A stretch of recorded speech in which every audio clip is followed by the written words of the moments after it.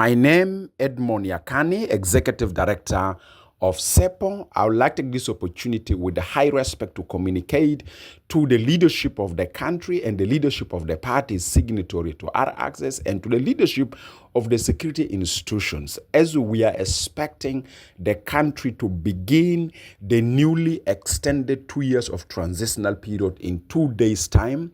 I would like to take this opportunity to appeal to our leaders at your various capacities that we should take serious responsibility. Political will and political commitment is the only pathway that will help us reach consensus in transitioning our country from the current situation of instability to stability. And one of the strong factors that help us to transition our country from the instability to stability is if we as a citizen at our various capacity, we own the transitional process and we have trust and confidence on transitional process.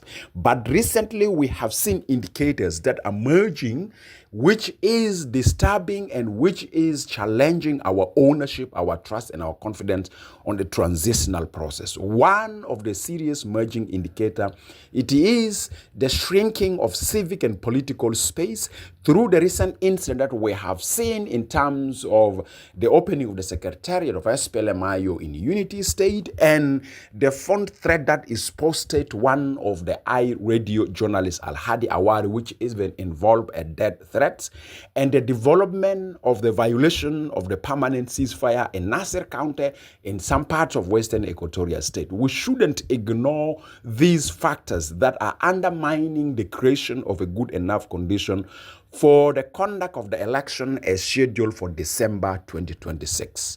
The only viable pathway for us to transition the country from political instability to stability is holding a peaceful, credible, and non-violent elections. But this can't happen if we don't change our political attitudes. And that's why, as a civil society activist, today I'm demanding our leaders of the parties that are signatory to our access and leaders in various security institutions that we need to change our political attitudes. We need to change our attitudes where we embrace democratic engagement and interaction and conversation among citizens.